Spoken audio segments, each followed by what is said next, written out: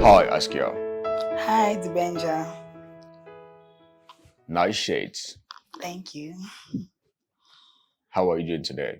I'm very well. You? I'm good. Okay. Welcome to Diaries. Thank you. Please introduce yourself for our audience, though it might sound like a cliche, because who doesn't know the Okay, my Mami name is Bakala? Askia Karin, aka the Baba Yaga, aka La Renme, aka Mami Bakala. Cameroon's rap queen MC. Hmm, the rap queen on Diaries. Yeah. How have you been, if I were to ask? I am hanging in there and pushing. I would say, I would say I'm hanging in there.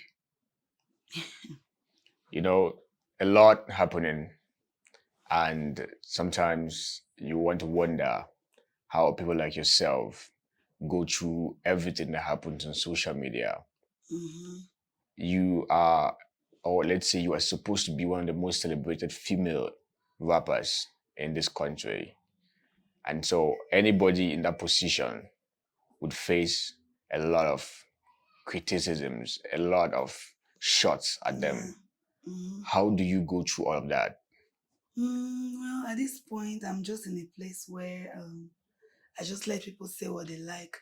I pick what I can use from it, what makes sense to me. I pick it. What's bullshit, I just put it where it's supposed to be. Because it's been like this for so many years. Now it just gets old to get bothered or actually complain about what's happening, unless, of course, it gets to a different level of disrespect. So I would say I'm just hanging in there as always.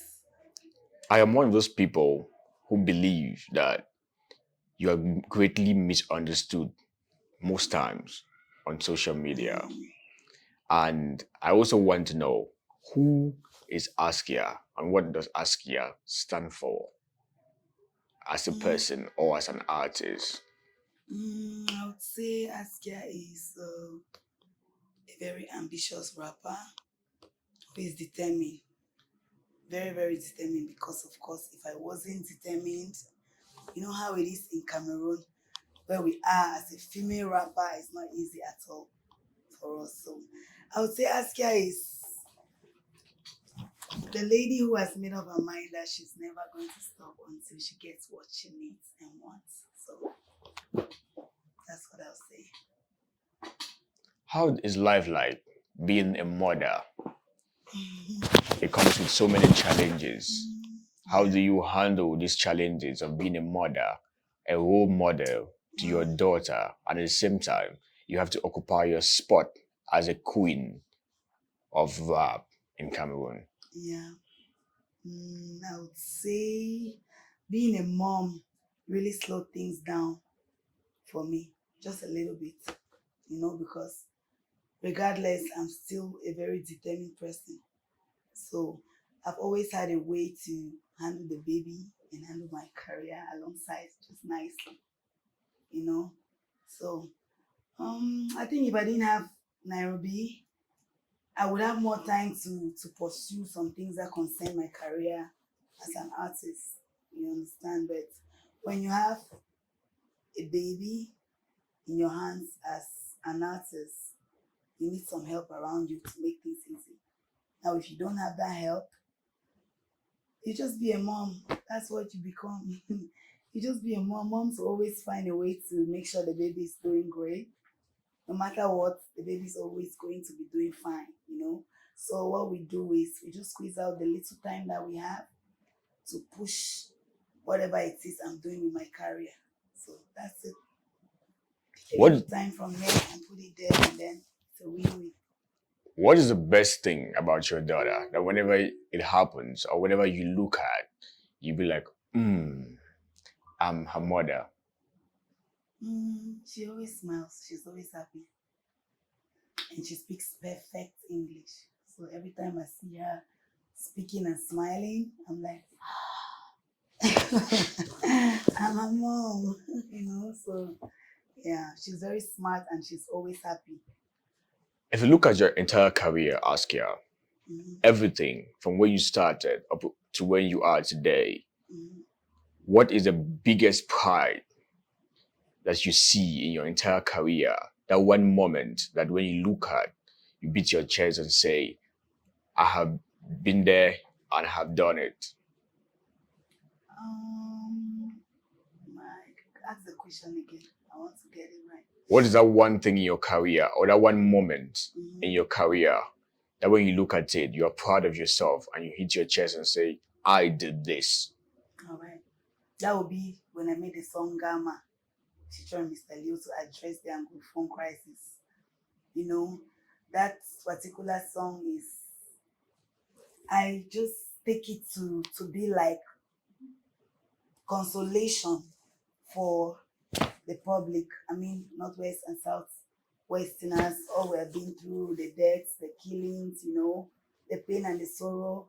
I feel like I know that Ngama helps to console some of us out there because number one, we made it in. I insisted that Mr. Leo uses the Nso language, so that you speak directly to the people who have been affected and they can understand you exactly in the language that they understand as you speak about stuff that is traumatizing them. So that song addresses a lot of things in the way that it should, just as it happened, and I know that even if we are not getting the changes that we need immediately, this song you're going to listen to it and then you feel like, yeah, this really did happen. So every time that Gamma plays somewhere, you will see the emotions, like real life emotions. It moves people to tears, you know. And every time that happens, I'm like, I did that. You did that. Yeah. Hi, Askia. Hi, Askia. Hi, the Benja.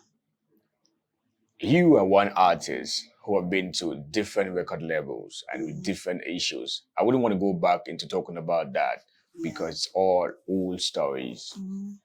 But right now, you are an independent artist. If you were to look back in your career, is there any form of regret that you wished that you would have been an independent artist all through? Or Mm-hmm. would you say your experiences in these different levels made you the independent artist today? Well, I'll say that my experiences with all these other different levels has made me the independent artist that I am today. Because if I probably would have just loved to be independent from the beginning by myself, you know. But again, I never regret anything because we learn as we go. You have to know what's happening with the stuff that you're doing around you, and it takes time. All of these other decisions that you make, they couple up together to make you build you into the person that you are now. So I would say that if I was given a second chance to go back, I would want to be by myself as an independent artist. Okay. Yeah. What is that one thing that if you look at in your career, you want to share tears? That one heartbreaking Mm, moment in your career. I would say that the most heartbreaking moment of my career that I'm still trying to stand up straight from till date is the addiction part. When I was going through addiction, it was a life battle for me, and the fact that I'm even still here right now is like a mini blessing because I was in a really dark place. You get, I was in a really, really dark place, but I just thank God because my talent is inborn. It's a part of me. Even when I'm going through all these difficult distractions, I always find a way to level up with my rap music. So that's the reason why I'm like, I before, but I never stepped away from the throne. You understand? So that's it. I would say it's the most heartbreaking moment of my whole career because if that particular situation didn't happen to me in my life, I think I'll be better off somewhere right now. So that will always stand out as the most heartbreaking period of my life as an artist or even as Askia. Is there anyone that you want to say something to? Probably someone along your career who has been instrumental, someone who helped you in one point of your career or your life as a person Oh, that you feel you could use this platform to say something to them directly. I feel like I have something to say to Mr. Liu, Okay. because I am a very straightforward person, you understand, and I'm loyal. I know how to give my time to you.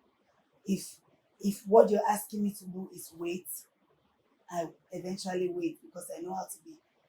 I'm impatient, yes, but if you assure me and I know why I'm waiting, I'm going to wait. You get? So I don't want him to feel like maybe, he knows how it was and what happened before I had to step out. You get? But I just wanted to tell him this. If you want somebody to wait for you, you tell them, I would like you to wait. You get? If you want me person wait you, when I talk about PG so that all man you understand. If you want me some person wait you, right?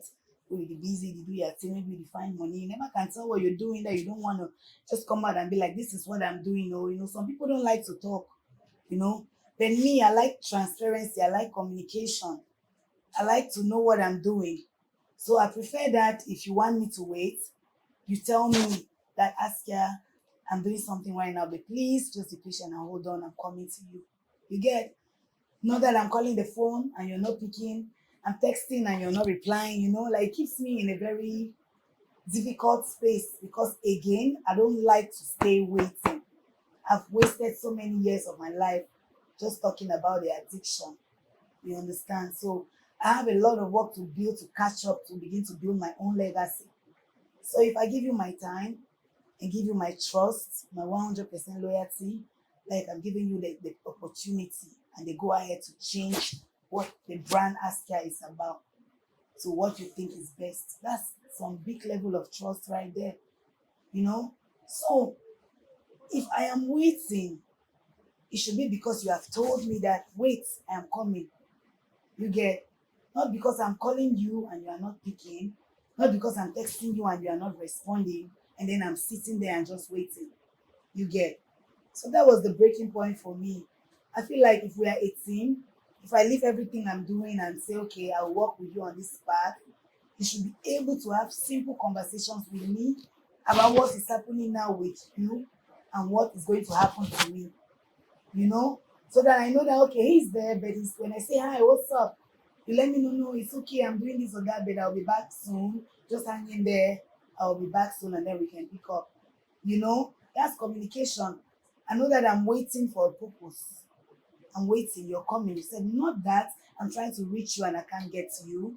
You know, I don't know what's happening with me. I have to wait until when you respond for me to know what's up.